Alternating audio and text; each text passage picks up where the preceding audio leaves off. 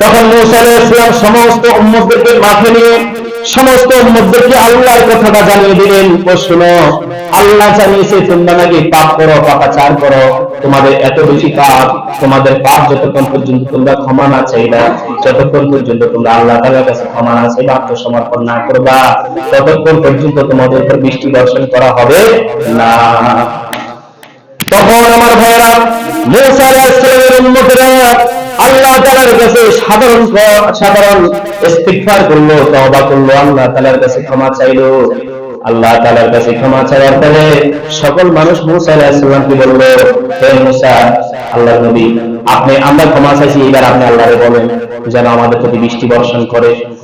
তখন মূসা কালিমুল্লাহ আলাইহিস সালাতু ওয়াস সালাম আল্লাহ তাআলার কাছে আবার ফিরে গেলেন, আল্লাহ, আমার এই উম্মতেরা আপনার কাছে ক্ষমা চাইছে, ইস্তিগফার করেছে, তোমার এই গুরুদের দরবার ভিতরে এমন একজন মানুষ আছে যে মানুষটা আমার কাছে ক্ষমা চাই নাই, তার ক্ষমা কবুল করা হয় নাই। এটা ছিল আল্লাহ তাআলার একটা পলিসি। এই পলিসিটা কি কাজ করেছে দেখেন, যতক্ষণ পর্যন্ত ওই লোকটা আমি আল্লাহ তাআলার কাছে ক্ষমা না চাইবে, ততক্ষণ পর্যন্ত বৃষ্টি আসবে না। এই কথা মূসা আলাইহিস সালাম তার উম্মতদেরকে বললেন, ও শোনো, তোমাদের সকলের আল্লাহ তাআলা গুনাহ মাফ করে তোমাদের তওবা কবুল করে নিয়েছে, তোমাদেরকে ক্ষমা করে দিয়েছে। তবে তোমাদের ভিতরে এমন একজন লোক আছে, যেই লোকটা এখন আল্লাহ তাআলার কাছে ক্ষমা চান নাই, আল্লাহ তাআলা তাই ক্ষমা করেন নাই, ক্ষমা না চাইলে আল্লাহ তাআলা বৃষ্টি দিবে না।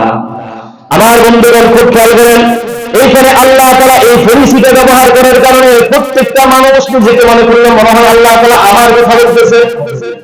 তার কথা আল্লাহ তাআলা সম্ভবত আমার দিকে তাকিয়ে আমার কথা বলছে। আমি তো ওই গুনাহ সেই গুনাহ কত কিছু তার মাথায় চলে আসছে, আসার পরে সেই ব্যক্তি আন্তরিকভাবে এমন তওবা করেছে, সাথে সাথে আসমান থেকে বৃষ্টি বর্ষণ হয়ে গেল। মূসা আলাইহিস সালাম বললেন, আল্লাহ তাআলা বুঝতে পারলাম না, এখনো তো তাদের পক্ষ থেকে কোনো রেজাল্ট আমাকে দেয় নাই, আমি আপনার কাছে এখনো জানাই নাই, সবাই তওবা করেছে, এর ভিতরে বৃষ্টি দিয়ে দিলেন।